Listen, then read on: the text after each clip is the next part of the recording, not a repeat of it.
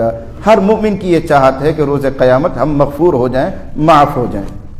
اللہ نے بتا دیا کہ اگر اپنی مغفرت چاہتے ہو، آخرت میں کامیابی چاہتے ہو، تو میری محبت کا جو ثبوت ہے وہ پیش کر دو، اور محبت کا ثبوت اتباع رسول، اطاعت رسول۔ الحمد للہ نحمده ونستعینه ونستغفره ونؤمن به ونتوکل علیہ ونعوذ باللہ من شرور انفسنا ومن سیئات اعمالنا من يهده الله فلا مضل له ومن يضلله فلا هادي له ونشهد أن لا إله إلا الله وحده لا شريك له ونشهد أن سيدنا ونبينا ومولانا محمدا عبده ورسوله صلى الله تعالى على خير خلقه محمد وآله وأصحابه وأزواجه وذرياته وبارك وسلم۔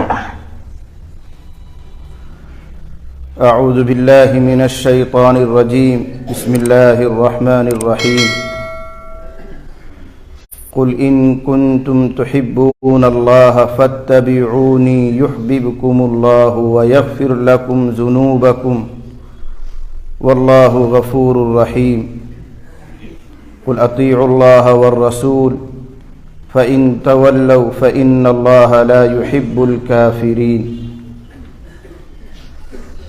صدق اللہ العظیم۔ وقال النبی صلی اللہ علیہ وسلم لا يؤمن احدكم حتى اكون احب الیہ من والدہ وولدہ والناس اجمعین، او کما قال صلی اللہ تعالی علیہ وسلم۔ بزرگوں اور بھائیوں، پردہ نشین ہماری مائیں اور بہنیں، میں آپ کے لیے کوئی نیا نہیں ہوں، اور کسی درجے میں آپ حضرات بھی میرے لیے نئے نہیں ہیں۔ الحمدللہ کئی مرتبہ میری یہاں پر حاضری ہوئی ہے۔ حضرت مفتی صاحب نور اللہ مرقدہ کی حیات میں بھی 2-3 مرتبہ حاضری ہوئی، ان کے بعد بھی حاضری ہوئی، بلکہ اس ملاقات کا اور اس سننے سنانے کا مضبوط اور قوی ذریعہ حضرت مفتی صاحب رحمۃ اللہ علیہ تھے۔ ان کے بعد حقیقت یہ ہے کہ میں جب بھی آیا ہوں ماحول سونا سونا سا محسوس ہوتا ہے۔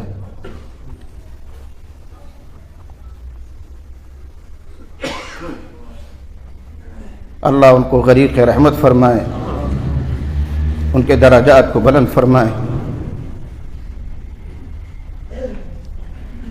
اور ہمارے اس مل بیٹھنے کو، کہنے سننے کو اللہ تعالیٰ ان کے حق میں صدقہ جاریہ بنائے۔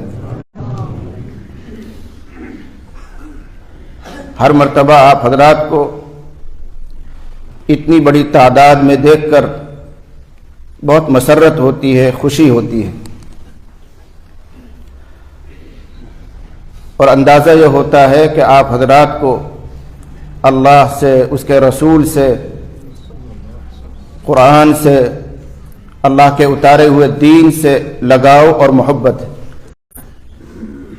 جبھی آپ حضرات کھنچے چلے آتے ہیں، اور ماشاءاللہ اتنی بڑی مسجد ہر مرتبہ مجھے بھری ہوئی ملتی ہے۔ اللہ آپ کی اس حاضری کو قبول فرمائے، اور جو خوش نصیب کل قیامت میں بغیر حساب کتاب کے جنت میں جانے والے ہیں، اللہ ہم سب کو ان میں شمار فرمائے۔ اللہ کے لیے کوئی امر مشکل نہیں ہے، یہ میرے اور آپ کے لیے ہے۔ اللہ کے لیے کوئی چیز مشکل نہیں، اس کا ایک ارادہ ہے، اس کا ایک فیصلہ ہے، اگر وہ چاہے تو تمام اہل ایمان کو بغیر حساب کتاب کے جنت میں پہنچا دے۔ ایک روایت یاد آ رہی ہے، حضرت نبی کریم صلی اللہ علیہ وسلم تشریف فرما تھے، آپ پر کچھ حال طاری ہوا، اللہ سے امید قوی قائم ہوئی، تو آپ نے صحابہ کو ایک بشارت سنائی۔ ارشاد فرمایا ان اللہ وعدنی ان يدخل الجنة من امتی 400,000 بلا حساب۔ کیا فرما رہے ہیں کہ میرے اللہ نے، میرے رب نے مجھ سے وعدہ فرمایا ہے کہ وہ میری امت میں سے 4 لاکھ لوگ بغیر حساب کتاب کے جنت میں داخل کرے گا۔ 4 لاکھ لوگ بغیر حساب کتاب۔ سیدنا حضرت ابو بکر صدیق رضی اللہ عنہ تشریف فرما تھے، انہوں نے عرض کیا یا رسول اللہ زدنا، اے اللہ کے نبی صلی اللہ علیہ وسلم یہ تعداد تو بہت محدود ہے، بہت تھوڑی ہے، ابھی 1500 سال وقفہ گزر چکا ہے اور نہ جانے کتنا وقفہ آنے والا ہے، اس لمبے وقفے میں امت کی کتنی بڑی تعداد ہے، اس میں سے صرف 4 لاکھ بہت محدود ہیں۔ اے اللہ کے نبی آپ پر جو اللہ کی طرف سے یہ برکات اتر رہی ہیں، دعا فرما دیجئے کہ یہ اور بڑھ جائے اور اضافہ ہو جائے، زدنا یا رسول اللہ۔ نبی کریم صلی اللہ علیہ وسلم نے ارشاد فرمایا وَهَكَذَا، دونوں ہاتھ اس طرح ملائے، لب بنایا اور فرمایا 4 لاکھ بھی بغیر حساب کتاب کے جائیں گے اور اللہ تعالیٰ اپنے دونوں ہاتھوں سے لب بنا کر یوں جنت میں داخل کرے گا۔ یہ میرا اور آپ کا لب نہیں ہے، یہ اللہ کا لب ہے۔ اگر وہ چاہے گا تو ایک ہی ہاتھ میں 7 آسمان 7 زمین سمندروں کو سب کو اپنے ہاتھ میں لے سکتا ہے۔ مشکات میں روایت آتی ہے، ابھی یہ روایت پوری نہیں ہوئی، دوسری یاد آ رہی اس لیے سنا رہا ہوں کہ نبی علیہ الصلوۃ والسلام تشریف فرماتے، دیہاتی آیا، چونکہ دیہات کے رہنے والے لوگ بہت زیادہ آداب سے واقف نہیں ہوتے، باریکیوں سے واقف نہیں ہوتے، اس نے آ کر سلام عرض کیا اور کہنے لگا اللہ کے نبی جہدت الانفس، جانیں ہلاک ہو رہی ہیں، لوگ مر رہے ہیں، مال ضائع ہو گیا، اہل و عیال بھوکے ہیں، بارشیں نہیں ہو رہی ہیں۔ اے اللہ کے نبی صلی اللہ علیہ وسلم بارش کے لیے دعا فرما دیجئے، ہم آپ کو اللہ کے حضور میں سفارشی بناتے ہیں۔ یہاں تک کوئی حرج نہیں ہے، بالکل ٹھیک ہیں جملے۔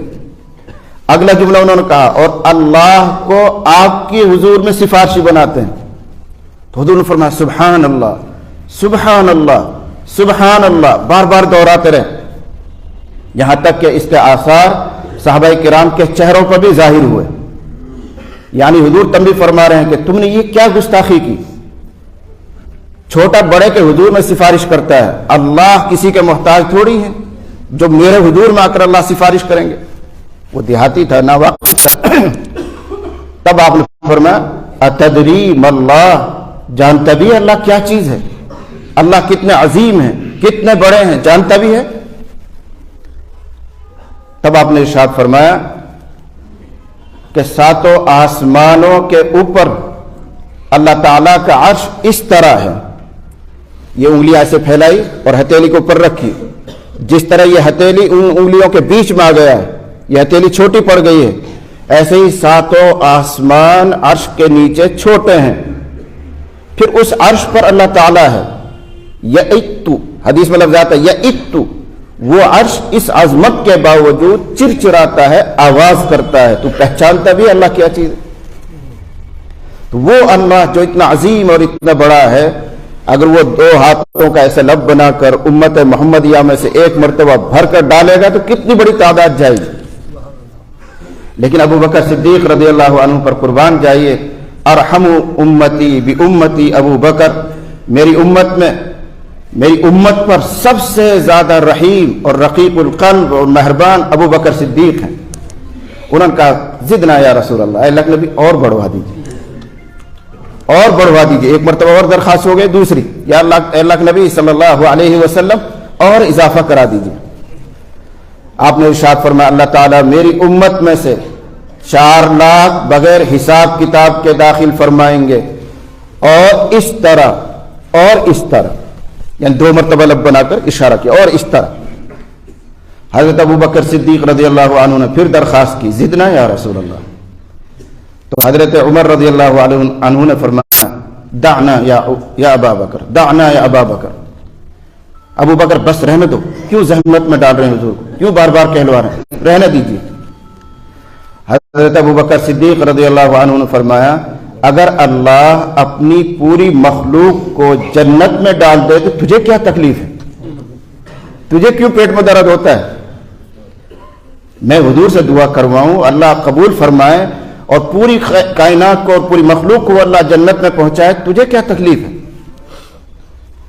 تو حضرت عمر رضی اللہ عنہ نے فرمایا مجھے کوئی تکلیف نہیں ہے، لیکن اگر اللہ چاہے گا، اگر اللہ چاہے گا تو اپنی پوری مخلوق کو ایک مٹھی میں، ایک کف میں، ایک ہاتھ میں لے کر جنت میں پہنچا سکتا ہے۔ ایک کف ہی کافی ہے، 2 مرتبہ 3 مرتبہ اس کی بھی ضرورت نہیں ہے، اگر اللہ چاہے گا تو سب کو داخل کر دے گا۔ نبی کریم صلی اللہ علیہ وسلم نے مہر لگائی صدق عمر، صدق عمر، عمر فاروق نے صحیح کہا، عمر فاروق نے سچ کہا۔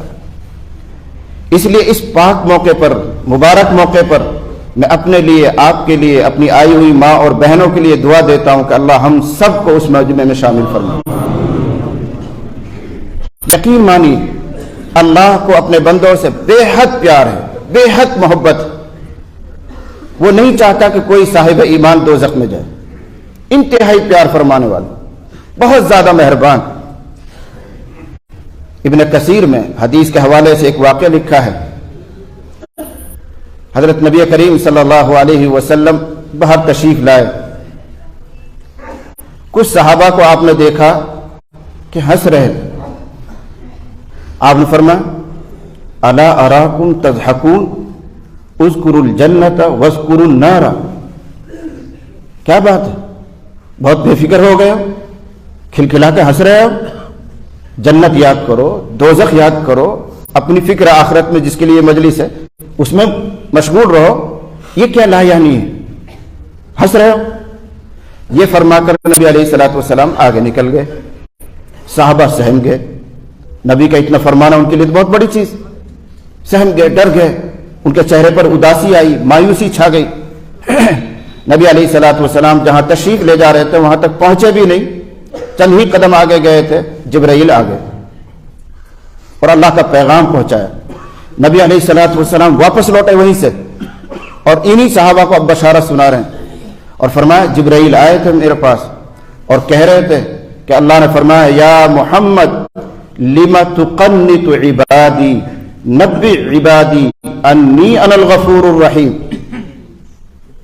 اے محمد آپ میرے بندوں کو کیوں مایوس فرماتے ہیں، آپ ان کو خبر دے دو کہ میں بہت معاف کرنے والا ہوں، بے حد مہربان ہوں۔ یہ 14ویں پارے کی آیت ہے، نبئ عبادی انی انا الغفور الرحیم۔ اللہ تعالیٰ کو اپنے مؤمن بندوں کی اتنی سی اداسی، اتنی سی مایوسی یہ بھی برداشت نہیں ہوئی، اللہ تعالیٰ نے فوراً بشارت کا پیغام بھیج دیا کہ ان کو مایوس نہ فرمائیے، ان کو بشارت سنا دیجیے۔ ان روایات سے، ان آثار سے آپ اندازہ لگائیں اللہ تعالیٰ کو اپنے مؤمن بندوں سے کس قدر پیار ہے، کس قدر وہ مہربان ہے، کتنا وہ معاف کرنے کے لیے تیار ہے۔ حدیث میں ایک واقعہ اور یاد آتا ہے، حضرت نبی کریم صلی اللہ علیہ وسلم کے پاس قیدی آئے، مرد بھی، بچے بھی، عورتیں بھی۔ بخاری میں قصہ آتا ہے کہ ایک عورت تھی، اس کا دودھ بھرا ہوا تھا، پستان اس کے بھرے ہوئے تھے دودھ سے، لیکن بچہ اس کے ساتھ نہیں تھا، قید ہو کر آئی تھی، بچہ اس کے گھر پہ وہیں رہ گیا۔ مال غنیمت کے طور پر جو غلام باندھی آیا کرتے تو ان میں وہ قید ہو کر آئی ہے، بچہ ساتھ میں نہیں ہے، تو دودھ بھرا ہوا ہے اور وہ بے چین ہے، بے تاب ہے، برداشت نہیں ہو رہا اس سے، تو وہ قیدیوں میں کبھی ادھر جاتی ہے، کبھی ادھر جاتی ہے، دوڑتی ہے، بچہ کوئی مل جائے جس کو میں دودھ پلا دوں۔ ایک چھوٹا سا بچہ اس کو نظر پڑا، اس کو اٹھایا، سینے سے لگایا، دودھ پلایا اور اس کو پیار کرنے لگی۔ حضرت نبی کریم صلی اللہ علیہ وسلم نے صحابہ کو دیکھ کر فرمایا کیا خیال ہے تمہارا، کیا یہ عورت اگر اس کو اپنا بچہ مل جائے جو دوسرے کے بچے پر اتنی ہمدرد ہے، اتنی پیار کر رہی ہے، اگر اس کو اپنا بچہ مل جائے تو کیا یہ اس کو آگ میں ڈال سکتی ہے؟ صحابہ سے پوچھا کیا یہ عورت اپنے بچے کو آگ میں ڈال سکتی ہے؟ صحابہ نے کہا نہیں ہے اللہ کے رسول۔ تب آپ نے فرمایا للہ ارحم بعبادہ من ہذہ بولدہا، یقیناً اللہ تعالی اپنے بندوں پر اس ماں سے زیادہ مہربان ہے، جتنی یہ مہربان ہو سکتی ہے اپنے بچے پر، اس سے کہیں زیادہ اللہ تعالی مہربان ہے اپنے بندوں پر۔ اسی سے ملتا جلتا ایک واقعہ متفق علیہ روایت میں صحیحین میں ہے۔ نبی علیہ الصلوۃ والسلام غزوے کے لیے تشریف لے جا رہے تھے، جہاد کے لیے تشریف لے جا رہے تھے۔ کچھ نئے لوگ، اجنبی لوگ نظر پڑے لوگوں پر، رات کا اندھیرا رہا ہوگا۔ فرمایا من القوم، کون لوگ ہیں یہ جو نئے نظر آ رہے ہیں؟ انہوں نے کہا نحن المسلمون یا رسول اللہ، اللہ کے رسول ہم تو مسلمان ہی ہیں، غیر نہیں ہیں، مسلمان ہیں۔ جہاں یہ نئے لوگ تھے، مجمع تھا، وہاں ایک عورت چولہے میں آگ جلا رہی تھی، ہانڈی اس کو اوپر رکھی ہوئی تھی، اس میں وہ لکڑی ڈالتی ہے، آگ کو روشن کرتی ہے، چھوٹا سا بچہ اس کے پاس بیٹھا ہوا ہے۔ جب آگ کی لپٹ اور شعاع تیز ہوتی ہے تو وہ لپک کر اپنے بچے کو الگ کرتی ہے، آگ سے بچانا چاہتی ہے، کہیں آگ اس کو نہ لگ جائے، کوئی نقصان اس کو نہ پہنچ جائے، فوراً بچے کو کھینچتی ہے اور اپنی گود میں لیتی ہے۔ ادھر نبی علیہ الصلوۃ والسلام مرد حضرات سے بات کر رہے ہیں، کون ہو؟ انہوں کا مسلمان ہیں۔ اس عورت کو احساس ہوا کہ شاید یہ اللہ کے پیغمبر ہیں، کسی طرح انہوں نے انداز لگایا، تو وہ بچے کو اٹھا کر گود میں لے کر آئی اور آ کر سوال کر رہی انت رسول اللہ، آپ اللہ کے پیغمبر ہیں، آپ اللہ کے رسول ہیں؟ آپ نے فرمایا ہاں میں اللہ کا رسول ہوں۔ کیسا عجیب جملہ کہہ رہی ہے، الیس اللہ ارحم الراحمین، کیا اللہ تعالی رحم کرنے والوں میں بھی سب سے زیادہ رحیم نہیں ہے، سب سے زیادہ رحم کرنے والا نہیں؟ آپ نے فرمایا بالکل ہے، بالکل، سارے رحم کرنے والوں سے زیادہ رحیم ہے۔ دوسرا سوال الیس اللہ ارحم بعبادہ من الام بولدہا، کیا اللہ تعالی اپنے بندوں پر اس سے زیادہ مہربان نہیں جتنی کوئی ماں اپنے بچے پر مہربان ہو سکتی؟ پیغمبر نے فرمایا بالکل، اس سے کہیں زیادہ مہربان ہے۔ تو اس نے اپنے بچے سے اٹھایا اور فرمایا فإن الأم لا تلقي في النار، فإن الأم لا تلقي ولدها في النار۔ اے اللہ کے نبی صلی اللہ علیہ وسلم، میں ایک ماں ہوں، میں تجرباتی طور پر جانتی ہوں کہ کوئی ماں اپنے بچے کو آگ میں نہیں ڈال سکتی، اور آپ فرما رہے ہیں کہ اللہ ماں سے بھی زیادہ کہیں مہربان ہے۔ میں ماں ہوں، میں اپنے طور پر جانتی ہوں کہ کوئی ماں اپنے بچے کو آگ میں نہیں ڈال سکتی۔ نبی علیہ الصلوۃ والسلام نے اپنے سر مبارک جھکایا، آپ کے آنسو گرے، روئے آپ، پھر آپ نے گردن اٹھائی اور ارشاد فرمایا یہ عورت صحیح کہتی ہے، بالکل صحیح کہتی ہے کہ اللہ ماں سے بھی کہیں زیادہ مہربان ہے، اور کوئی ماں اپنے بچے کو آگ میں نہیں ڈال سکتی ہے۔ ان اللہ لا يعذب الا المارد المتمرد الذي يتمرد على الله وابى ان يقول لا اله الا اللہ۔ کیا فرمایا؟ اللہ اپنے بندوں میں سے صرف اسی شرکش کو، اسی ناہنجار کو عذاب دے گا جو اللہ کے خلاف سرکشی کرتا ہے، اللہ کے خلاف بغاوت کرتا ہے اور لا الہ الا اللہ پڑھنے سے انکار کرتا ہے۔ جو کافر ہو، جو مشرک ہو، انکار کرتا ہو، اللہ اسی کو عذاب دے۔ یہ سب واقعات احادیث میں موجود ہیں، اہل علم تشریف فرما ہے۔ ان سب سے آپ اندازہ لگائیے کہ اللہ تعالیٰ اپنے بندوں سے کس قدر پیار فرماتا ہے۔ ایک صحابی تھے، وہ بھی چادر میں کچھ لپیٹ کر لا رہے تھے، پرندوں کے بچے تھے، چھوٹے چھوٹے چوزے تھے، افراخ حدیث میں اس کے لیے لفظ آتا ہے۔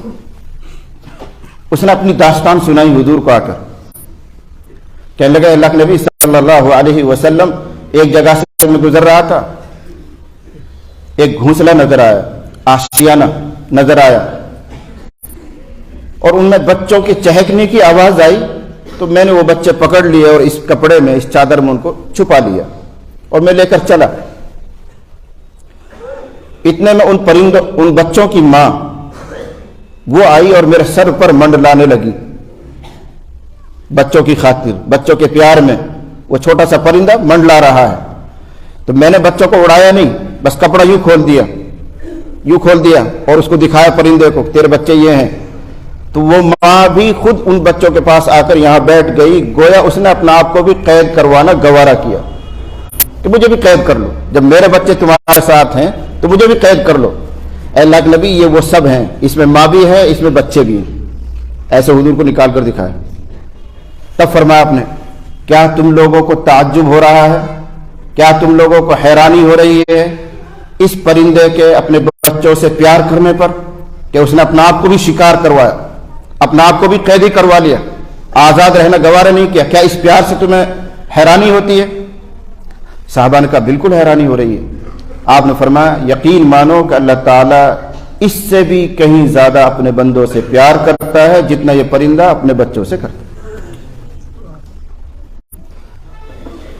جب اللہ ہم سے اتنا پیار کر رہا ہے تو اب اس کا مطالبہ یہ ہے کہ اے میرے بندو، تم بھی مجھ سے پیار کرو، تم بھی مجھ سے محبت کرو۔ ابھی حضرت فرما رہے تھے کہ اللہ سے، رسول سے پیار کرو، محبت کرو۔ مہربانی ہے ان کی کہ انہوں نے یہ جملے کہہ کر مجھے ایک موضوع دیا، ایک عنوان دیا۔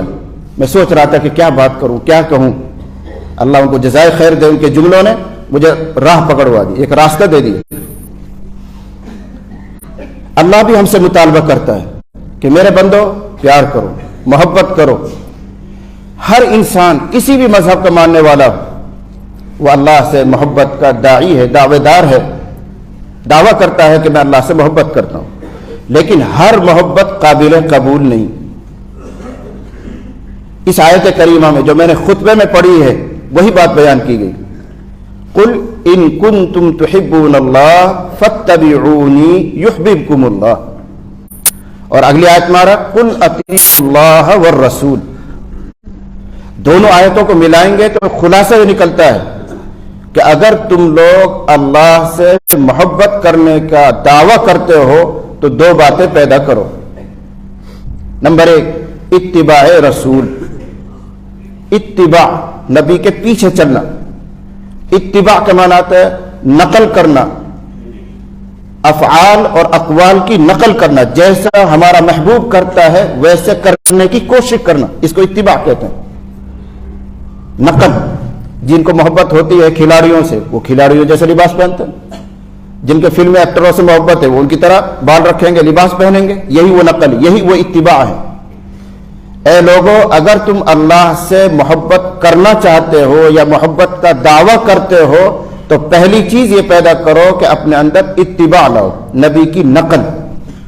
وہ کس طرح بال رکھتے تھے، نبی کا لباس کیسا ہوتا تھا، نبی کی چال کیسی ہوتی تھی، نبی کے اخلاق کیسے تھے، وہ چیز کی نقل کرو، یہ اتباع ہے۔ اور دوسری چیز لازم ہے اطاعت، اطیع اللہ والرسول، اطاعت، اور اطاعت کے معنی آتے ہیں تعمیل حکم۔ نبی علیہ الصلوۃ والسلام کی طرف سے جو حکم تمہیں ملے اس کو کر گزرو، تعمیل حکم اطاعت، اور نقل افعال کا نام اتباع۔ تو جو بھی بندہ اللہ سے محبت کرتا ہے یا کرنے کا دعویٰ رکھتا ہے اس میں یہ دو باتیں ہونی چاہیے کہ نبی کی اتباع اور اطاعت۔ اس کے بغیر چارہ نہیں، اس کے بغیر گزارا نہیں۔ محمد صلی اللہ علیہ وسلم کامیاب اور ناکام لوگوں کے درمیان خط امتیاز ہے، فرق ہے۔ محمد فرق بین الناس، محمد صلی اللہ علیہ وسلم یہ خط کھینچ دیں گے، تقسیم کر دیں گے کون کامیاب ہے کون ناکام ہے۔ یعنی جو نبی کی اتباع کرے گا، نبی کی اطاعت کرے گا، وہ کامیاب لوگوں میں ہے۔ جو نبی صلی اللہ علیہ وسلم کی اتباع نہیں کر رہا ہے، آپ کی اطاعت نہیں کرتا ہے، وہ ناکام میں۔ اس طرح آپ فرق کریں گے۔ یہ بخاری کا الفاظ ہے، محمد فرق بین الناس۔ ایک موقع پر آپ نے ارشاد فرمایا کل امتی یدخلون الجنت الا من ابا، میری پوری امت جنت میں جائے گی۔ اتنا سن کر تو خوشی ہو جاتی ہے سب، میری پوری امت جنت میں جائے گی، الا من ابا، مگر وہ جو جانے سے انکار کرے۔ جو خود ہی جانے سے انکار کرے گا اللہ پاک زبردستی اس کو جنت میں دھکا نہیں دے گا، جو خود ہی جانے سے انکار کرے۔ اب سوال یہ ہے کہ ایسا انکار کرنے والا تو کوئی نہیں. کسی بھی شرابی سے پوچھو، کبابی سے پوچھو، زانی سے پوچھو، بے عمل سے پوچھو، کوئی نہیں کہتا مجھے جنت نہیں چاہیے. سب کہتے ہیں مجھے جنت چاہیے. تو پھر انکار کرنے والا کہاں ہے؟ اور آپ فرما رہے ہیں کہ ہر انسان میری امت کا جنت میں جائے گا، بس وہ نہیں جائے گا جو انکار کرے، اور انکار کرنے والا کوئی نہیں. صحابہ نے پوچھا اے اللہ نبی صلی اللہ علیہ وسلم من ابا، کس کو مانے انکار کرنے والا؟ زبان سے کوئی انکار نہیں کرتا، تو ہم کیسے سمجھیں کہ فلاں آدمی انکار کرتا ہے اور فلاں نہیں کرتا؟ نبی کریم صلی اللہ علیہ وسلم نے بہت صاف بات ارشاد فرمائی. ارشاد ہوتا ہے من اطاعنی دخل الجنہ ومن عصانی فقد ابا. قولی انکار مراد نہیں ہے. ارشاد فرمایا جا رہا کہ جو میری اطاعت کر رہا ہے وہ گویا جنت میں داخل ہونا چاہ رہا ہے، بلکہ ہو گیا. دخل ماضی کا لفظ اس لیے استعمال کیا. جو نبی کی اتباع کر رہا ہے، اطاعت کر رہا ہے، یہ وہ لوگ ہیں جو جنت میں داخل ہو رہے ہیں. ومن عصانی، اور جو میری نافرمانی کرے وہ انکار کر رہا ہے. عملی انکار مراد ہے، قولی نہیں. بڑے افسوس کے ساتھ یہ بات کہی جاتی ہے کہ امت محمدیہ میں ایک لمبی فہرست ہے، ایک بڑی تعداد ہے جو عملی طور پر جنت میں جانے سے انکار کر رہے ہیں، جو نمازوں سے دور ہیں، زکوٰۃ پوری طرح ادا نہیں کر رہے ہیں، رسول اللہ صلی اللہ علیہ وسلم کی سنتوں کو پامال کر رہے ہیں. یہ کون ہیں جو عملی طور پر جنت میں جانے سے انکار کر رہے ہیں؟ اسی حدیث کے نیچے مشکات میں ایک دوسری روایت بھی آئی ہوئی ہے. آپ صلی اللہ علیہ وسلم نے ارشاد فرمایا کہ ایک دن ایسا ہوا کہ میں غنودگی میں ہوں، یعنی آنکھیں بند ہیں، نیند کا سا حال ہے، لیکن دل میرا بیدار تھا. اس کو غنودگی کہتے ہیں. تو نبی علیہ الصلوۃ والسلام آرام فرما رہے ہیں، آنکھیں آپ کی بند تھی، دل بیدار تھا، محسوس میں یعنی عقلیات میں، محسوسات میں آپ گھوم رہے ہیں. اتنے میں فرشتے آ گئے. کچھ فرشتے آپ کے پائنتی کی طرف کھڑے ہوئے، پاؤں کی طرف کھڑے ہوئے، اور کچھ فرشتے آپ کے سرانے کھڑے ہوئے. اب یہ فرشتے آپس میں مکالمہ کر رہے ہیں، بات کر رہے ہیں. ان میں سے ایک فرشتے نے کہا ان لصاحبکم ھذا مثلا فاضربوا له مثلا. کیا کہہ رہے ہیں؟ تمہارے اس ساتھی کی ایک عجیب سی انوکھی سی مثال ہے، تم وہ مثال ان کے سامنے بیان کرو. پیغمبر کی طرف اشارہ کر کے فرشتے کہہ رہے ہیں ان صاحب کی، اس پیغمبر کی ایک عجیب سی مثال ہے، وہ بیان کرو. دوسرے فرشتے نے کہا مثال بیان کر کے کیا فائدہ ہے؟ انہ نائم، حضرت تو آرام فرما رہے ہیں، اگر ہم آپس میں بات بھی کریں گے تو فائدہ کیا؟ سوتے ہوئے آدمی کو کیا خبر ہوتی ہے؟ وہ پوری طرح سنتے بھی نہیں، محفوظ بھی نہیں کر پاتا سونے والا. تو حضرت نبی کریم صلی اللہ علیہ وسلم سو رہے ہیں، آرام فرما رہے ہیں، مثال بیان کرنے سے فائدہ کیا؟ سرانے کی طرف جو فرشتہ تھا اس نے جواب دیا ان العین نائمۃ والقلب یقظان. صرف آنکھیں سو رہی ہیں، حضرت محمد صلی اللہ علیہ وسلم کا دل بیدار ہے، تم مثال بیان کرو، وہ سمجھیں گے. اب مثال بیان کی جا رہی ہے. مثلہ کمثل رجل بنا دارا وجعل فيها مأدبة وبعث داعيا فمن أجاب الداعي دخل الدار وأكل من المأدبة. عجیب سی مثال. کیا فرمایا کہ حضرت محمد صلی اللہ علیہ وسلم کی مثال ایسے سمجھو جس طرح کسی آدمی نے شاندار مکان بنایا، اپنا محل تیار کیا اس نے، اور ہر بنانے والے کو یہ شوق ہوتا ہے کہ جب مکان پورا ہو جائے میں ایک دعوت کروں، لوگوں کو بلاؤں تاکہ لوگ میرا مکان دیکھیں، تعریف کریں، اور اگر دیندار ہوگا تو یہ نیت ہوگی تاکہ لوگ آئیں، دعا دے کر جائیں، میرے گھر میں خیر و برکت پیدا ہو. لیکن ہر مکان بنانے والے کو ایک شوق ہوتا ہے. تو محمد صلی اللہ علیہ وسلم کی مثال یہ ہے کہ کسی آدمی نے مکان بنایا، مکان بنا کر تیار کر لیا، اس کے بعد اس میں ایک دسترخوان لگایا، بے شمار نعمتیں اس پر رکھی گئی. اب دسترخوان پر کھانے کے لیے बुलावे के तौर पर दाई बनाकर, दावत देने वाला बनाकर एक शख्स को भेजा गया कि जाओ जो भी मिले उसको दावत दे दो, उसको हमारे घर का रास्ता बता दो। अब एक आदमी बाहर निकलता है, फर्ज कर लीजिए चौराहे पर खड़ा हो गया और हर आने वाले को रोक कर कहता है भाई फला जगह चलिए, एक साहब का मकान तैयार हुआ है, उन्होंने दावत की है, दस्तरखान लगा हुआ है, आप तशरीफ ले चलें, खाने के लिए आप भी तशरीफ ले चलें। वो हर एक को दावत दे रहा है। अब आप गौर करना, यहां 3 तरह के लोग होंगे।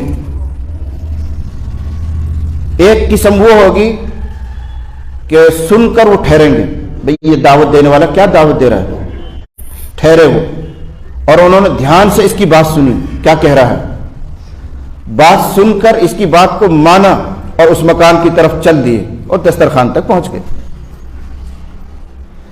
दूसरी किस्म उन लोगों की होगी जो ठहरेंगे, इसकी बात भी सुनेंगे लेकिन मानेंगे नहीं, उनको काम बहुत होगा, वो कहेंगे नहीं साहब हमारे पास वक्त नहीं, हम जाते हैं। तो ठहरे, बात को उन्होंने सुना समझा भी लेकिन अमल नहीं किया, दूसरे रुख पर चले गए, तो जाहिर बात है वो मकान तक नहीं पहुंचेंगे, वो दस्तरखान से कुछ नहीं खा पाएंगे।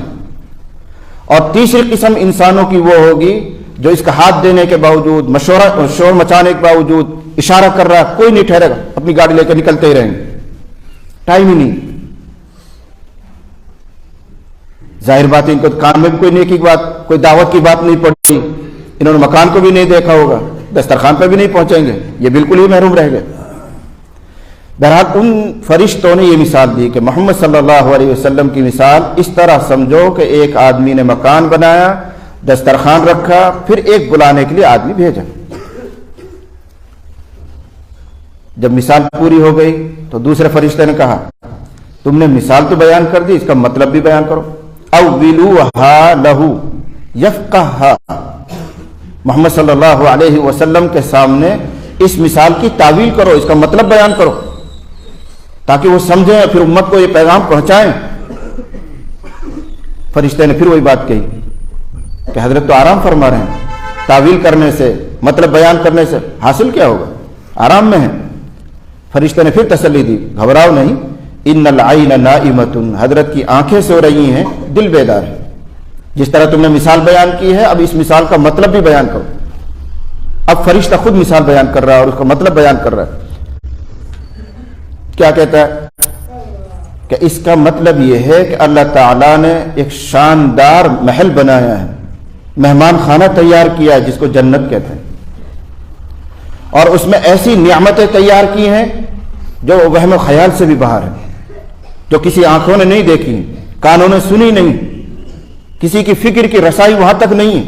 ऐसी नियामत अल्लाह ताला ने उस जन्नत में, उस मेहमान खाने में तैयार की और रखी हैं।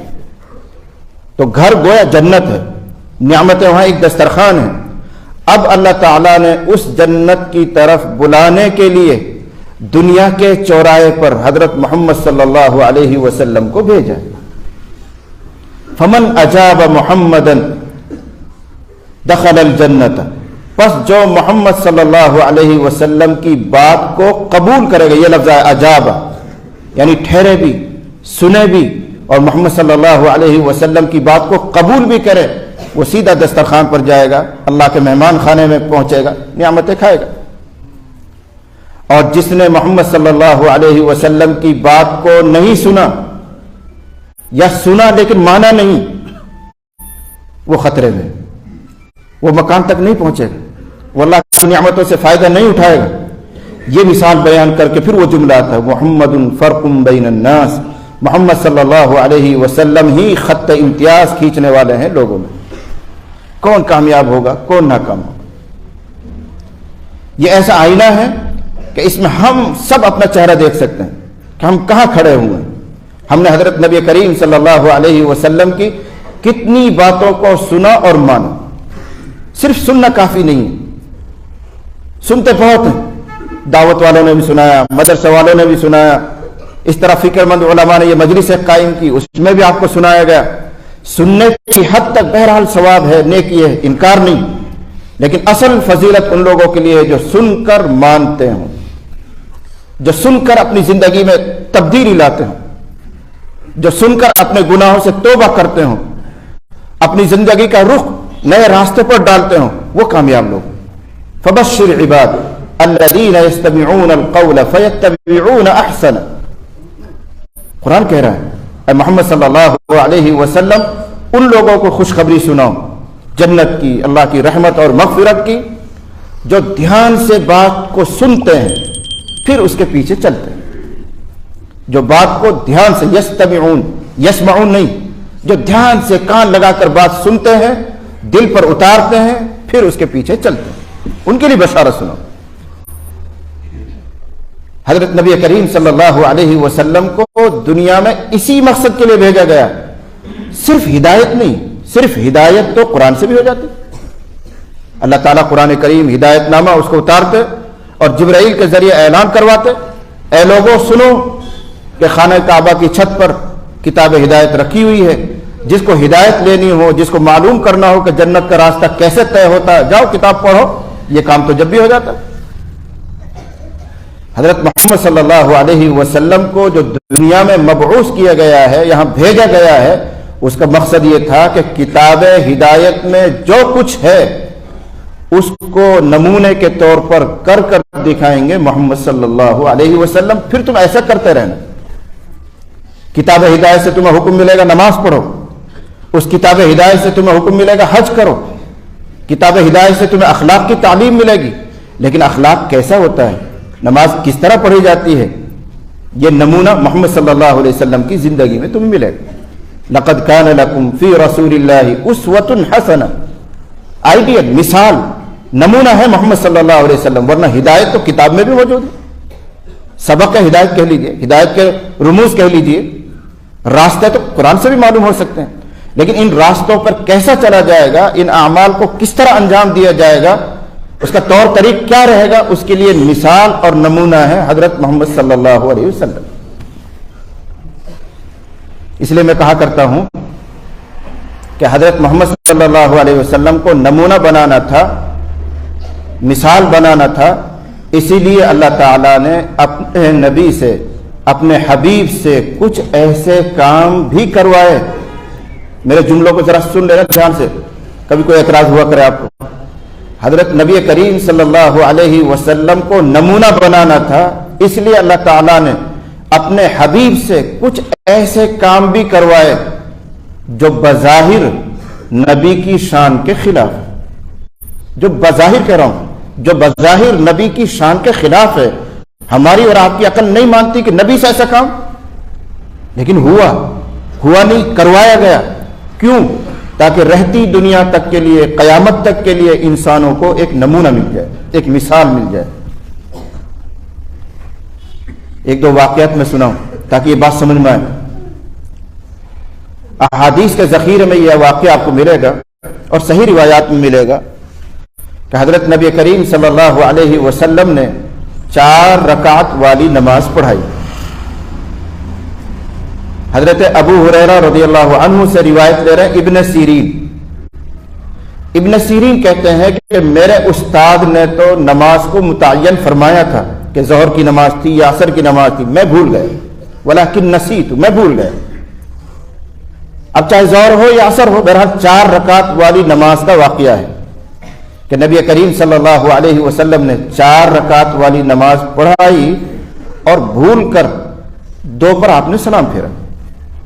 آپ سمجھ رہے ہیں کہ میں نے 4 پوری پڑھائی اور غلطی سے، بھول سے آپ نے 2 پر سلام پھیر دیا اور نماز پوری فرما کر اپنے حجرے میں تشریف لے گئے. مسجد سے لگے ہوئے حجرے تھے، اس میں آپ تشریف لے گئے. آپ کے چہرے سے کچھ ایسا لگ رہا تھا کہ آپ فکر مند ہیں، آپ کے چہرے پر غصے کے آثار تھے. خاموشی سے حجرے میں چلے گئے. کسی کو ہمت نہیں ہوئی کہ جلدی سے بات کر لیں کہ کیا ہوا، 2 ہی رکعت کیوں پڑھائی گئی ہیں؟ کیا اللہ تعالیٰ کی طرف سے 4 کے بجائے 2 کا حکم ہو گیا ہے؟ یہ غلطی ہو رہی ہے.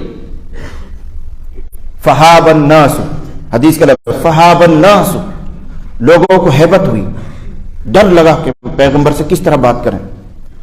پیچھے جو بیٹھنے والے جو تاخیر سے آتے تھے وہ تو نکل کے بھی چلے گئے. حجال الناس، اور خوشی مناتے ہوئے جا رہے ہیں کہ اچھا ہوا آج سے تو 2 ہی پڑھنی پڑیں گی. اب ظہر کی اور 4 کی جو بھی نماز رہی ہوگی 4 کے بجائے 2 رکعت پڑھنی پڑا کریں گی، پیغمبر نے 2 پڑھی، جلدی جلدی نکل کے بھی چلے گئے خوشی میں. لیکن جو اکابر صحابہ تھے، بڑے لوگ تھے، وہ بیٹھے ہی رہے اور ایک دوسرے کی طرف اشارہ کر رہے ہیں. کیا ہوا؟ کیا نبی نے کوئی ایسی خبر دی تھی کہ کل سے ظہر یا عصر 2 پڑھی جائیں گی؟ تو سب نے اشاروں کا، کوئی ایسی خبر نہیں دی. کیا اللہ کی طرف سے کمی کر دی گئی؟ لا علمی ظاہر کر رہے ہیں، پتہ نہیں. جب آپس میں یہ چیمے گوئیاں کر چکے ہیں، پریشانی کا حل نہیں ملا، تو ایک صحابی نے ہمت کی، جن کو ذوالیدین کہا جاتا ہے، خرباق ان کا نام بیان کیا گیا. وہ کھڑے ہو اور ہمت کر کے حضرت نبی کریم صلی اللہ علیہ وسلم کے حجرے میں تشریف لے گئے اور جا کر عرض کرنے لگے، اقصرت الصلاۃ ام نسیت یا رسول اللہ. اے اللہ کے نبی صلی اللہ علیہ وسلم، اللہ کی طرف سے نماز کم کر دی گئی ہے یا آپ بھول گئے ہیں؟ اللہ کی طرف سے کم کر دی گئی ہے، 4 کے بجائے 2 کا حکم آیا ہے، یا آپ بھول رہے ہیں؟ آپ نے فرمایا کل ذالک لم یکن، کچھ بھی نہیں ہوا، 4 کا 4 ہی حکم ہے اور میں پوری پڑھا کر آیا ہوں. آپ اپنی یادداشت کے مطابق فرما رہے ہیں کہ اللہ کی طرف سے 4 کا ہی حکم ہے اور میں بھی 4 پڑھا کر آیا ہوں. انہوں نے تھوڑا حوصلہ بلند کیا اور کہنے لگے بعد ذالک قد کان، کچھ تو گڑبڑ ہے. بعد ذالک قد کان، کچھ تو ہوا ہے اللہ کے نبی. یا تو اللہ کی طرف سے حکم ایسا آ گیا ہے کہ 4 کے بجائے 2 پڑھانی ہے آپ کو، یا پھر آپ بھول رہے ہیں. اب آپ نے زیادہ حجت نہیں فرمائی، آپ حجرے سے نکلے اور اکابر صحابہ کی طرف دیکھ کر ارشاد فرمایا، اصدق ذوالیدین، اصدق ذوالیدین، کیا یہ ذوالیدین صحیح کہہ رہا ہے، کچھ ہوا ہے؟ تو صحابہ نے کہا جی کچھ تو صحیح کہہ رہا ہے، صحیح ہوا، کچھ نہ کچھ ہوا ہے. تو آپ خاموشی سے مصلی کی طرف بڑھے، مزید 2 رکعت آپ نے بڑھائی اور اخیر میں آپ نے سجدہ سہو کر کے نماز پوری کی. اب 2 باتیں آپ کو سمجھنی. پہلا سوال تو آپ کے دماغ میں یہ آئے گا، یہ کیسا سجدہ سہو ہے کہ نبی اپنے حجرے میں بھی تشریف لے گئے، واپس بھی آئے، یہ چلت پھرت ہوئی ہے. پھر نبی علیہ الصلوۃ والسلام ان موجود لوگوں سے بات بھی کر رہے ہیں، ذوالیدین سے بھی بات کی ہے، بات کرنے سے بھی نماز ٹوٹ جاتی ہے، چلت پھرت سے بھی نماز ٹوٹ جاتی ہے، قبلے سے سینہ پھر جائے تو نماز ٹوٹ جاتی ہے، اور اس کے بعد آپ نے 2 ہی پڑھائی اور سجدہ سہو کر کے نماز کو پورا کر دیا. یہ کیسا سجدہ سہو؟ تو آسان سا جواب یہ ہے کہ نماز میں یہ جو موجودہ ترتیب ہے یہ بعد کی ہے. شروع میں نماز میں چلنا، بات کرنا، اشارہ کرنا، سلام کرنا، سلام کا جواب دینا سب جائز تھا. یہ آہستہ آہستہ پابندیاں آئی ہیں، آہستہ آہستہ مرتب ہوئی ہے. تو یہ اسی دور کا قصہ ہے کہ نبی نے بات بھی فرما لی اور 2 رکعت پڑھا کر سجدہ سہو کر دی.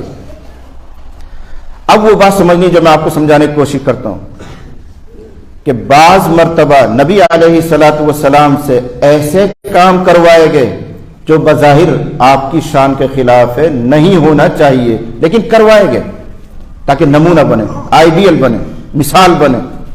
یہ بھی انہی میں سے ایک واقعہ ہے. ورنہ ہمارا اور آپ کا دماغ کیا کہے گا؟ اللہ کے نبی، تمام پیغمبروں کے سردار، وہ نماز میں کھڑے ہوں اور اس طرح کی بھول، آدھی نماز پڑھا کر یوں سمجھے کہ پوری پڑھا دی، نہیں ہونا چاہیے. لیکن وہی جواب ہے کہ یہ بھول ہوئی نہیں ہے، بھول کروائی گئی ہے تاکہ قیامت تک کے مسلمانوں کے لیے ایک راستہ نکل آئے. اللہ جانتا ہے کہ جموں کے مسلمان، بھٹنڈی کے مسلمان بھول کریں گے، کبھی 3 پہ سلام پھیریں گے، کبھی 1 پہ سلام پھیریں گے، کبھی 2 پہ سلام پھیریں گے. تو ان کے لیے راستہ نکلے، سجدہ سہو کا طریقہ بنے، اس لیے پیغمبر سے بھی ایک سہو کروایا گیا. نمونہ بنانا تھا، اس کی نقل امت سے کروانی ہے کہ جو جو پیغمبر کریں وہ کرتے رہو، جس طرح کریں ویسے کرتے رہو. اس سے بھی عجیب قصہ روایت میں آتا ہے. ایک غزوے سے آپ لوٹ رہے ہیں، غالباً غزوہ خیبر سے آپ لوٹ رہے ہیں سن 7 ہجری میں. کافی دیر رات تک آپ نے سفر کیا. صحابہ کرام نے عرض کیا اللہ کے نبی صلی اللہ علیہ وسلم تھوڑی دیر آپ آرام فرما لیتے، پورے دن کے آپ تھکے ہوئے ہیں، رات بھر بھی آپ نے سفر کیا، کچھ دیر آرام فرما لیتے. تو حضرت نبی کریم صلی اللہ علیہ وسلم نے غالباً اپنے لیے نہیں صحابہ کی خاطر کہ یہ شاید تھک گئے ہوں گے، یہ ہار گئے ہوں گے، درخواست کو منظور فرما لی اور فرمایا ٹھیک. تو وہی جنگل میں کہیں جہاں سفر چل رہا تھا وہی جنگل میں قافلے کو روکا گیا. آس پاس میں کوئی بستی نہیں، جنگل میں ہی قافلہ ٹھہرایا گیا، اونٹوں سے سامان اتارا گیا، سامان رکھ دیا گیا، سواریاں اتر گئی، لوگ اپنی اپنی جگہ لے کر آرام کرنے لگے۔ آپ نے فرمایا من یکلؤنا، ہماری چوکیداری کون کرے گا، پہرے داری کون کرے گا؟ دیکھو اسباب کی دنیا میں سبب اختیار کیا جاتا ہے، بے سبب کچھ نہیں۔ یہ نہیں کہا جاتا کیا پیغمبر کو اللہ پر بھروسہ نہیں تھا؟ بھروسہ تو اسی کا نام ہے کہ دنیا میں رہتے ہوئے آدمی پہلے اسباب اختیار کرے، اب مسبب الاسباب پر نظر رکھے۔ ایک صحابی آئے، اپنا اونٹ کھلا ہوا چھوڑا باہر اور کہنے لگے اللہ نبی صلی اللہ علیہ وسلم، اونٹ کو کھلا چھوڑوں اللہ پر بھروسہ کر کے بیٹھ جاؤں یا پہلے اس کے پیر باندھوں پھر توکل کروں؟ آپ نے فرمایا پہلے اس کے پیر باندھ پھر اللہ پر بھروسہ کرو، پہلے سبب اختیار کرو پھر اللہ پر بھروسہ کرو۔ ہم نے توکل کا مطلب سمجھا ہے اسباب کو توڑ دینا، اسباب سے الگ ہو جانا، یہ غلط ہے۔ تمام انبیاء علیہ السلام نے اسباب کو اختیار کیا ہے، اسباب اختیار کرنے کی تعلیم دی ہے۔ میں شاید موضوع سے ہٹ جاؤں، یاد دلا دیں حضرت مفتی صاحب، حضرت یعقوب علیہ السلام کے صاحبزادگان تشریف لے جا رہے ہیں مصر غلہ لینے کے لیے، 13ویں پارے میں قصہ آتا ہے، تو کیا تعلیم دی انہوں نے؟ یا بنی لا تدخلوا من باب واحد وادخلوا من ابواب متفرقہ، اے میرے بچوں تم لوگ جا رہے ہو، مصر میں جا رہے ہو، دوسرا ملک ہے، اجنبیوں کا ملک ہے، الگ الگ گیٹ سے الگ الگ دروازوں سے شہر میں داخل ہونا، ایک دروازے سے مت جانا۔ کیوں؟ تم صحت مند ہو، طاقتور ہو سکتا ہے نظر لگ جائے، ہو سکتا ہے کوئی چور چکر تمہارے پیچھے پڑ جائے، ہو سکتا ہے کوئی جان لیوا حملہ کر دے یا کوئی الزام تمہارے اوپر لگ جائے۔ اگر سب ایک ساتھ رہو گے تو ایک ساتھ پکڑے جاؤ گے، ایک ساتھ مصیبت میں آ جاؤ گے۔ الگ الگ رہیں گے تو کوئی پکڑا جائے گا، کوئی تو بچے گا، کم سے کم خبر لا کر دینے والا تو رہ جائے گا۔ یہ تعلیم تھی۔ پھر آگے خود ظاہر کیا وما اغنی عنکم من اللہ من شیء، میں تم کو اللہ سے نہیں بچا سکتا، جو اس نے مقدر کیا وہ ہو کر رہے گا، لیکن تدبیر یہ تقدیر سے لڑنا نہیں ہے۔ لوگ یہ سمجھتے ہیں تدبیر کیوں کریں، تقدیر میں جو کچھ ہے وہ ہوگا۔ یہ اسلامی تعلیم ہے کہ پہلے تدبیر اب اللہ کے حوالے، پہلے اسباب پھر اللہ کے حوالے۔ حدیث شریف میں قصہ مضمون آیا ہوا ہے کہ بغیر منڈیر والی چھت پر نہ سویا کرو۔ تعلیم ہے، جس چھت پر ابھی منڈیر نہ بنائی گئی ہو اس پر آرام نہ کرو۔ اگر اس پر کوئی چڑھ کر سوئے گا اور گر کر ہلاک ہوتا ہے تو اللہ بھی اپنی حفاظت اس سے ہٹا لیتا ہے۔ جب یہ خود ہی اپنی جان نہیں بچانا چاہتا تو اللہ کہتا ہے گرو میری طرف سے۔ یہ اسباب کی تعلیم ہے۔ تو اسی لیے حضور نے فرمایا کہ یہ پورا قافلہ جنگل میں آرام کرے گا، آس پاس کی بستیوں میں کافر ہوں گے، ان کو پتہ چلے گا کہ مسلمان یہاں ٹھہرے ہوئے ہیں، ہو سکتا ہے وہ مشورہ کر کے اچانک حملہ کر دیں، یا ہو سکتا ہے چور چکے آئیں اور ہمارے جانوروں کو کھول کر لے جائیں۔ سامان کی حفاظت بھی مقصد ہے، اس لیے فرمایا من یکلؤنا، کون پہرے داری کرے گا؟ اور ایک اہم مقصد یہ بھی ہے، سب تھکے ہوئے سوتے رہ جائیں گے، فجر میں کون جگائے گا؟ کوئی ایک جاگنے والا ہونا چاہیے۔ حضرت بلال رضی اللہ عنہ نے کہا اللہ نبی یہ خدمت میں انجام دوں۔ ہوتے ہیں کچھ لوگ ایسے، حالانکہ تھکے ہوئے تو وہ بھی ہیں، پورے دن انہوں نے بھی کام کیا ہے، رات بھر وہ بھی چلے ہیں، لیکن ایسے حوصلے مند لوگ ہوتے ہیں جو خدمت میں آگے آ جاتے ہیں۔ انہوں نے کہا اللہ نبی یہ کام میں کروں گا۔ آپ نے فرمایا بہت اچھا۔ اب پورا قافلہ آرام کر رہا ہے، حضرت نبی کریم صلی اللہ علیہ وسلم بھی آرام فرما رہے ہیں، اور حضرت بلال رضی اللہ عنہ پورے قافلے کے ارد گرد چکر لگا رہے ہیں، جانوروں کی حفاظت، سامان کی حفاظت، رفقا کی حفاظت، چکر لگا رہے ہیں جیسے پہرے دار گھومتا ہے، چوکیدار گھومتا ہے۔ جب صبح صادق کا وقت قریب آیا تو اس زمانے میں گھڑی نہیں ہوتی تھی کہ ٹائم دیکھ کر وہ اذان پڑھیں گے۔ مشرق کی طرف سے صبح صادق کی جو روشنی ہوتی ہے اس کو پہچان کر سمجھ کر اذان پڑھی جاتی تھی۔ اس کا تجربہ حضرت بلال کو تھا، لمبے زمانے سے مؤذن تھے، اذان پڑھتے رہتے تھے۔ تو انہوں نے خیال کیا کہ میں ادھر رخ کر کے مشرق کی طرف منہ کر کے بیٹھ جاتا ہوں، جب صبح صادق کی روشنی نظر آئے گی تو کھڑے ہو کر اذان پڑھوں گا۔ تو انہوں نے اپنے اونٹ سے کمر لگائی اور یوں منہ کر کے مشرق کی طرف بیٹھ گئے کہ جیسے ہی وہاں سے صبح صادق کی نظر آئے گا میں اذان پڑھوں گا۔ بہرحال انسان ہے، رات بھر سوئے ہوئے جاگے ہوئے ہیں، دن بھر کے تھکے ہوئے ہیں، انہوں نے ایسے سہارا لگایا اور آنکھ لگ گئی، سو گئے۔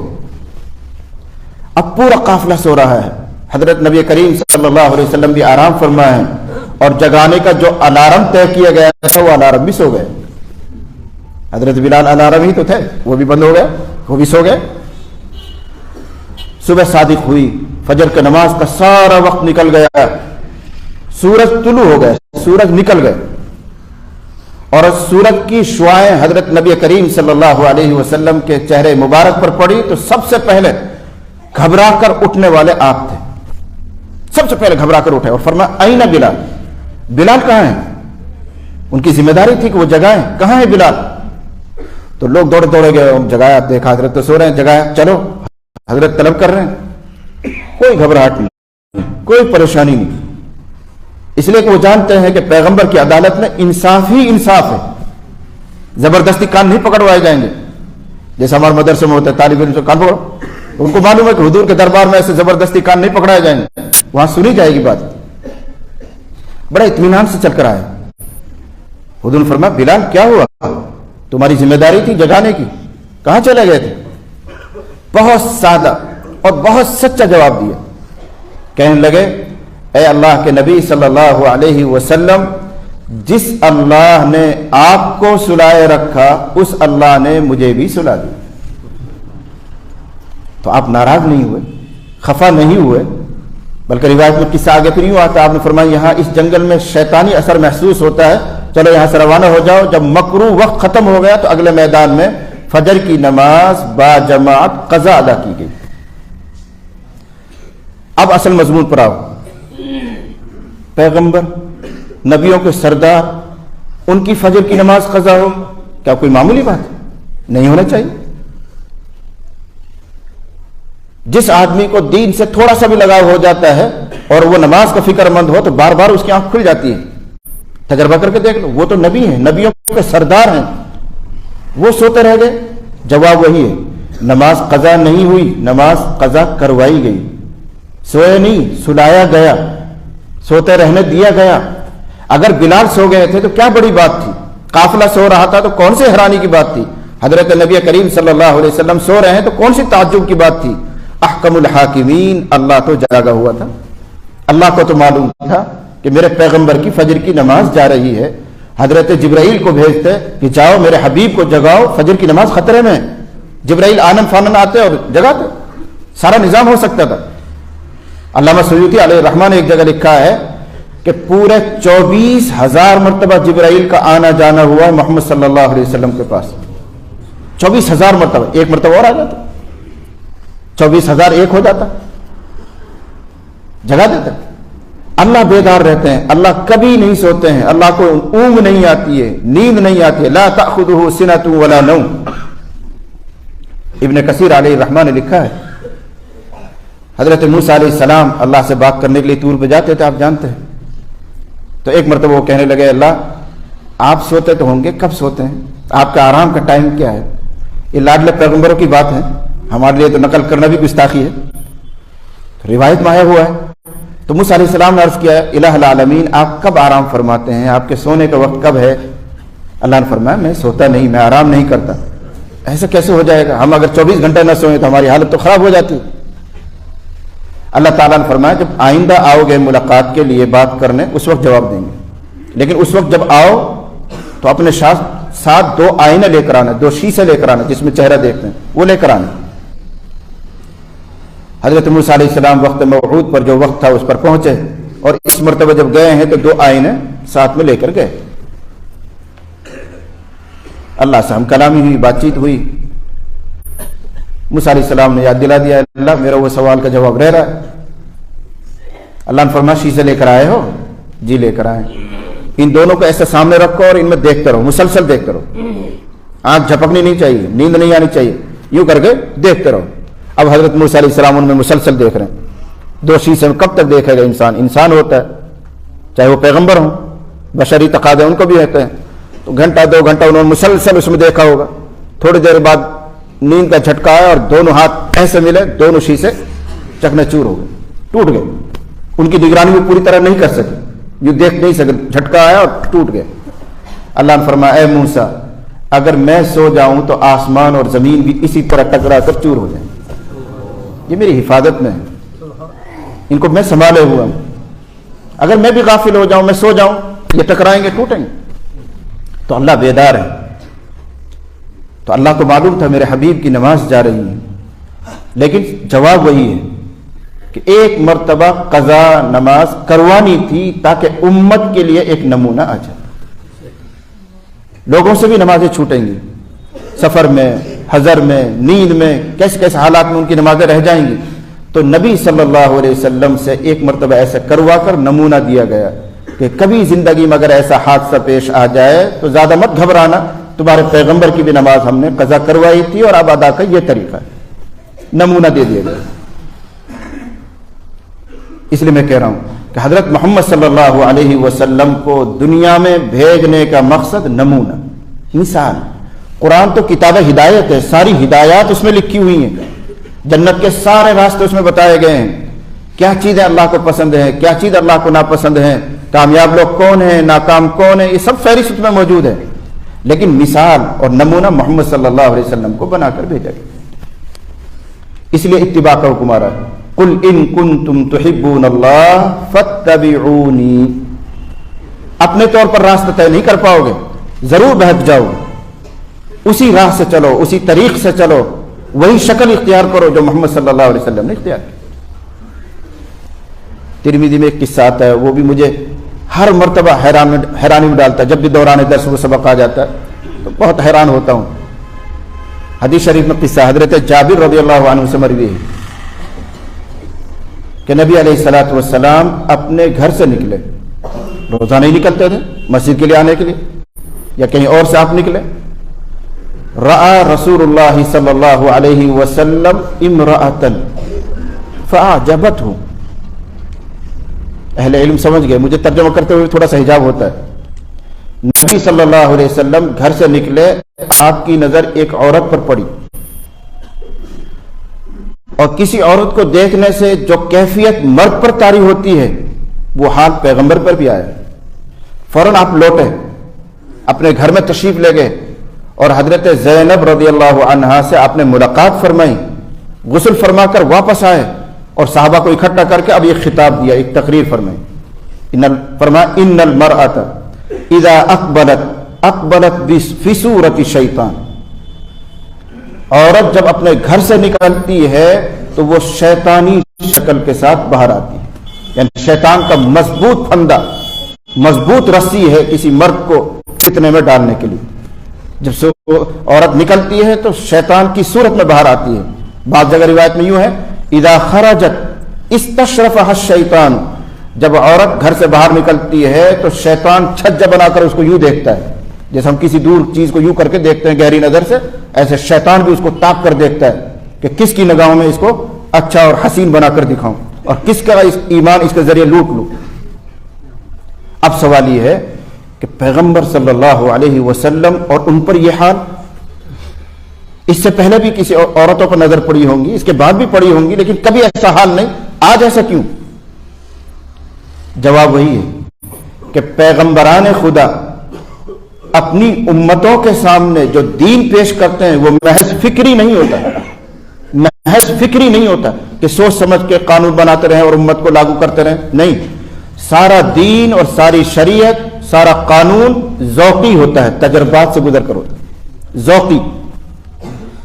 اللہ تعالیٰ نے اپنے پیغمبر کو بھی اس مرتبہ اس حال کا تجربہ کروایا تاکہ مسئلے کی اہمیت اور نزاکت پیغمبر سمجھ جائے اور امت کو اس سلسلے کی اہمیت سمجھائے اور ہدایات دیں۔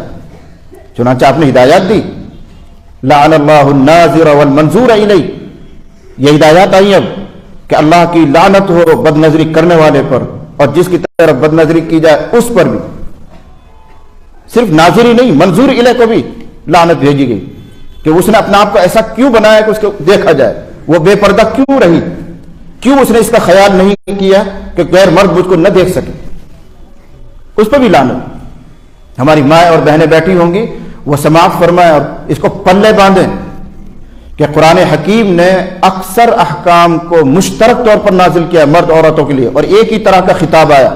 مثلا نماز کے لیے کہا گیا تھا اقیم الصلاۃ، اب چاہے مرد ہو یا عورت، نماز قائم کرو، زکوٰۃ کے لیے کہا گیا آتوا الزکاۃ، زکوٰۃ ادا کرو، حج کے لیے کہا گیا وَلِلَّهِ عَلَى النَّاسِ حِجُّ الْبَيْتِ مَنِ اسْتَطَاعَ إِلَيْهِ سَبِيلًا۔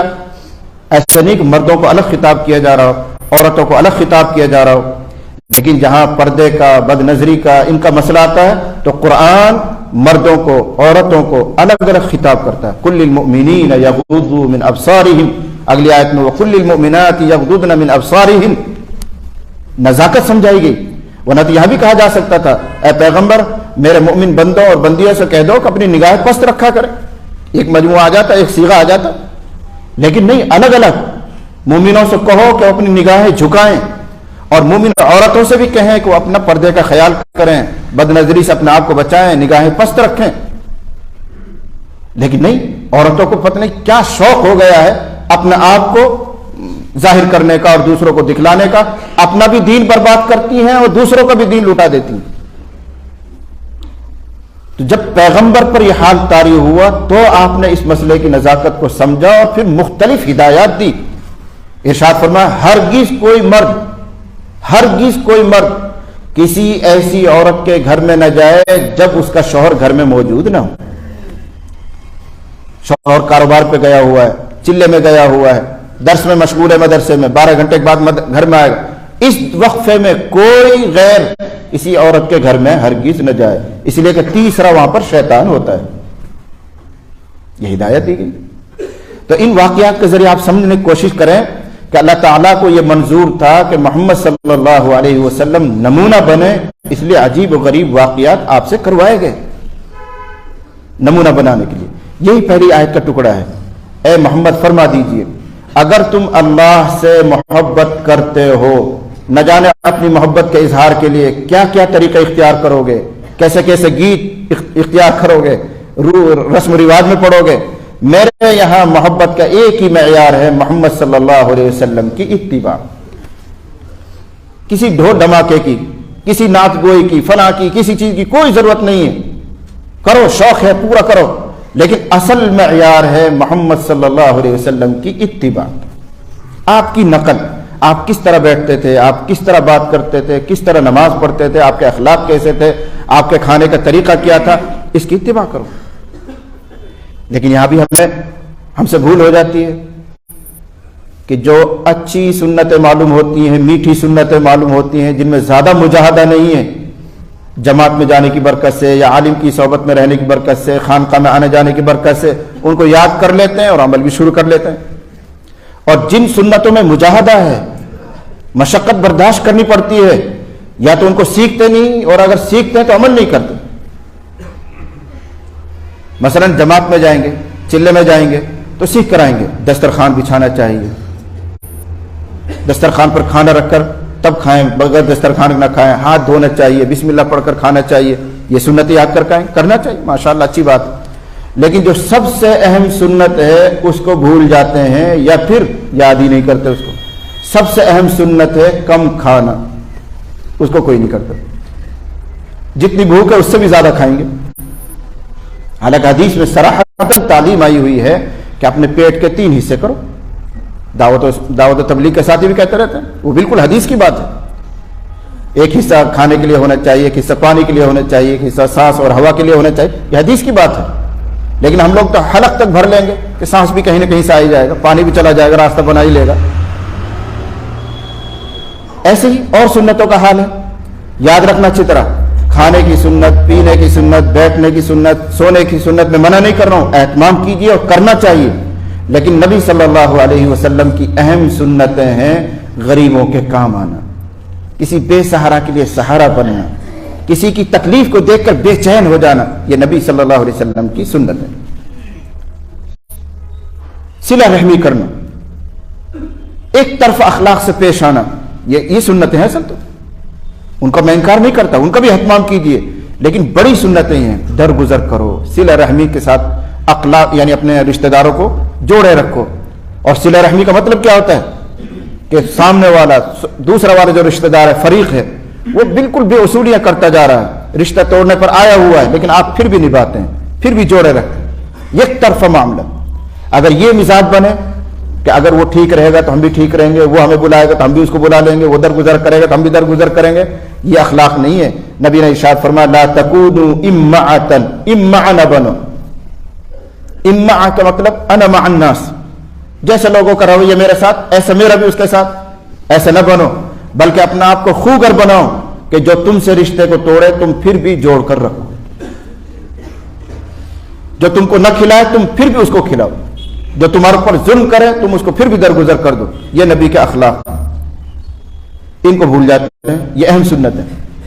تو بہرحال پہلی چیز ہے نبی صلی اللہ علیہ وسلم کی اتباع، اور دوسری آیت میں پہلا ٹکڑا ہے وَأَطِيعُوا اللَّهَ وَأَطِيعُوا قُلْ أَطِيعُوا اللَّهَ وَالرَّسُولَ اطاعت. تو ان دو چیزوں کا جو ثبوت دے دے گا وہ نبی صلی اللہ علیہ وسلم کی اتباع اور اطاعت میں کامل اتر جائے گا، وہی اللہ سے محبت کرنے والا ہے. ظاہری طور پر اچھا لباس پہن لیا اور اہل علم کی طرح باوقار رہنے لگے، صلحہ کی سی شکل بنا لی، اچھی بات ہے، لیکن کامل معیار یہ ہے کہ جو اتباع اور اطاعت کامل طور پر کرے گا وہ اللہ سے زیادہ محبت کرنے والا ہے. پھر کیا ملے گا جب اللہ سے محبت کریں گے؟ وہی ملے گا جو ہر مومن کی چاہت ہے.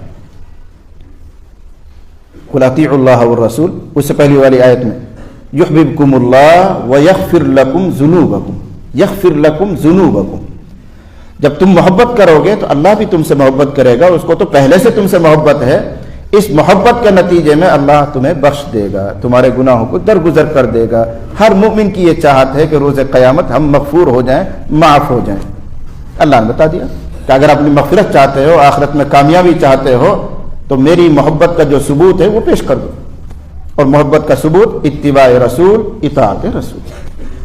میرا خیال سے وقت پورا ہو رہا ہے، انہی گزارشات پر میں بات کو پورا کرتا ہوں. اللہ تعالیٰ مجھے بھی، آپ کو بھی، تمام سننے والوں کو اور پردہ نشین خواتین کو سب کو عمل کی سعادت اور توفیق عطا فرمائے. وآخر دعوانا ان الحمد للہ رب العالمین.